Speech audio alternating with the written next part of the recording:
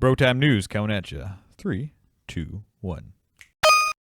This week on Bro Time News, we're doing something a little bit differently. We have a fan, Mr. Troy Ducat, came in and gave us an article that we would think to respond to, or he asked us to respond to. And I thought it was kind of a clever one because we're getting older.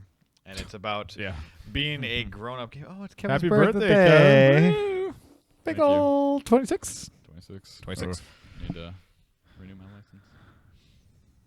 That's an awesome birthday story. So, and this article is called How Do You Become a Grown-Up Gamer? So, things are changing. We don't have as much time anymore.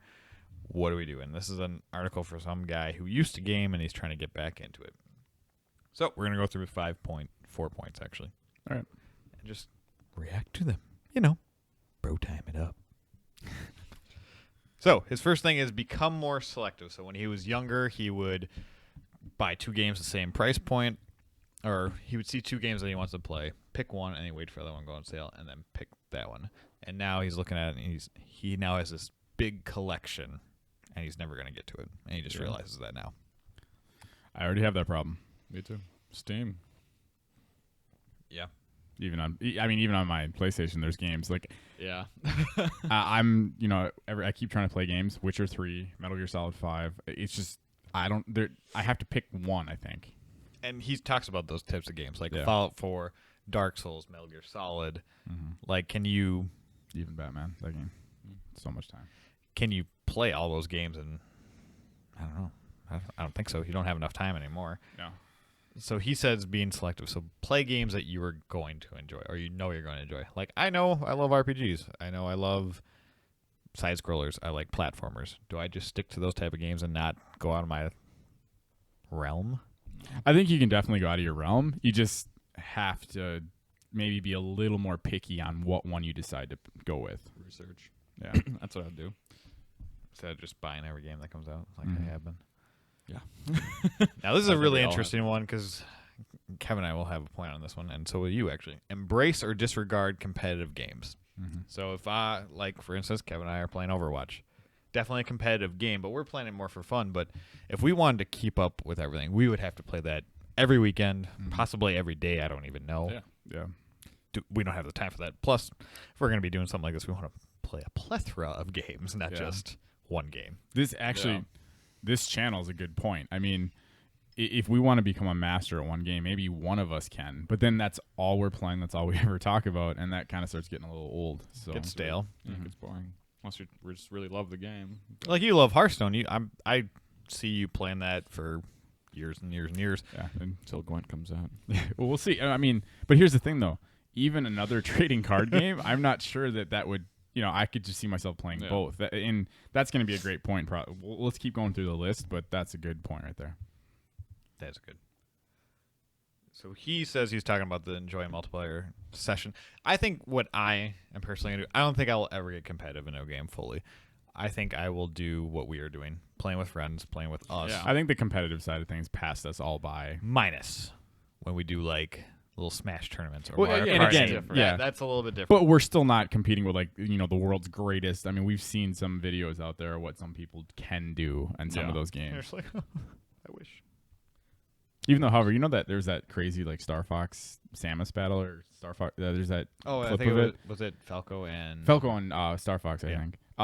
It was actually found out that was actually edited, and they used a program to help get it to time all their moves right. So even that wasn't exactly 100% real. Yeah, still pretty bad. But it was still I on. need to Like watch that. they That's still had to do it. It was insane. We'll show you. His point 3... keep going. No, that's completely unrelated. That Goku? Goku video, that was priceless. That was super good.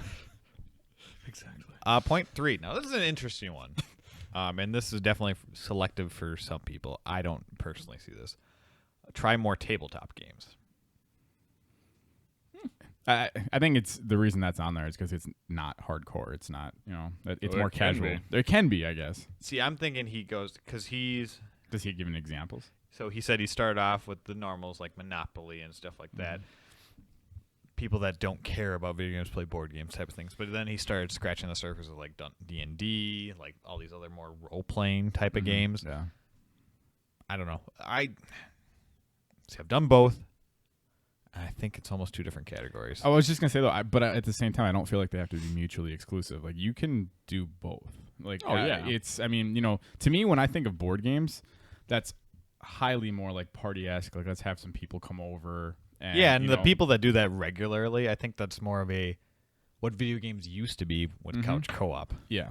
Now, granted, I mean, you can. There's like Monopoly on. You can get That's an the thing. online There is version. all of that too. I feel like, that's just never been me. But I feel like you can do both. But I kind of understand what he means, especially if, you only have a set amount of time. Might as well have your video game time be your friend time, have everyone come over. But That's kind of what we do exactly. sometimes. Been trying more. True. I'm never I there. just feel like tabletop games, that's like almost, it's more time, a bigger time sink, like setting up and everything. I don't know. To me, when I think tabletop, and I mean, and we can vouch for this, it's more of an event. Like, you're coming over. There's usually going to be hors d'oeuvres served.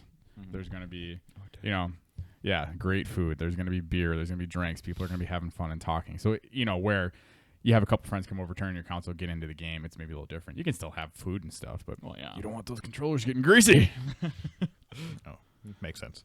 His last one is he puts relearn, but then he puts learn in quotation marks, so it's like RE quotation mark or parentheses learn what you want to play. And so either you find out what game, like I know, for instance, like Dishonored 2 was in the E3, and that was one of the showings. I don't do stealth games anymore. I don't have the patience. It's just not me. And so I know that when a new Deus Ex is coming out, I'm like, yeah, it looks awesome, but I just don't have the patience. Like Metal Gear Solid 5, I'm having a hard time getting through because You don't have to be stealthy. you don't have to be, but it's a lot harder to not be. When you just try and go guns a-blazing, It's fun. you die. It is fun. And Yeah. that's the thing. I don't think I can do stealth games anymore. And I think that's what he's That's coming what, with. it's just you're finding out, like, it's like finding good beer.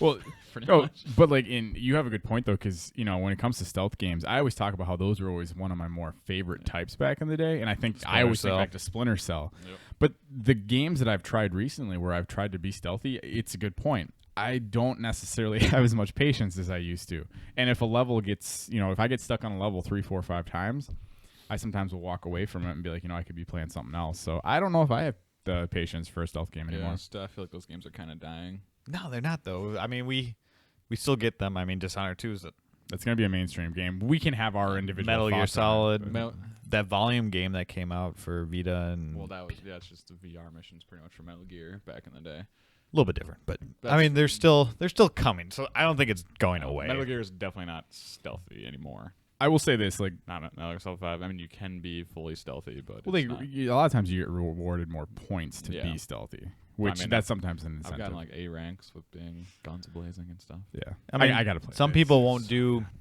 the Dark Souls because It's too tough. yeah, it's punishable. Like people don't like Still gotta when they're failure. Yes, I knew. Yeah, we do. What the hell? When you fail at a game, Why am I the one that beat that first? I have no idea. We're the bigger fans, and you beat it first. Yep. Well, I know I didn't because I have to Yeah. play with men. Time constraints in adulting life. Yeah. So I think, yeah, there's some games I know I don't like, and you just find out what actually you like in games, and then you go for those games. Yeah. No, I was gonna say. I mean, just in conclusion, like I was gonna say, the whole finding a casual game. I mean, to me, that has been the beauty of Hearthstone.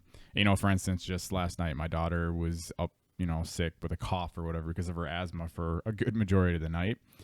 And in between the little bouts where she falls asleep, and I'm like, I don't know if I'm gonna be able to get to sleep here because she's gonna be up in a couple minutes again. Being able to just on my phone, on my tablet, just throw up Hearthstone and just play a quick game, like. It's a beauty of something like that works, and I think that's good for as you get older, something like that. Because if you have something hardcore, like a game like Dark Souls, that you can't pause. I mean, Yeah, that's that's a big one. problematic. Yeah. So I didn't really think about that in Yeah. that aspect. Because I guess I was too honed in on a casual game. Because it doesn't have to be casual, right? Technically, it just No, that no. one game that No. you're drawn to. They like, but it doesn't have to be one game either. It has to be. It could be a type of games. Yeah. That's like Overwatch for me right now. I Yeah. find it casual. Yeah. Just jump in, jump Well, out. what happens to me on a different, this is more on the hardcore casual side, but a game that I just go back to and I mod every like 2-3 years continually now is Morrowind. I have it on my computer. I almost sometimes don't play it. I just I was enjoy gonna say you don't modding play it. You Yeah. mod it instead. I just mod it and then I love like, here, come look at this. That's become a game in and of itself for me.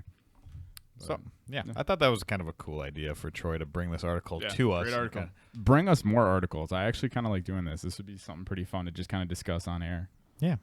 Bro time, fan time edition. I have to put a name to everything, and it drives you guys nuts. Or at least I can tell that. All So right. we'll catch you guys next week. I will not be here, but these two hooligans will. Oh yeah, that's right. We'll figure out something. Doodles.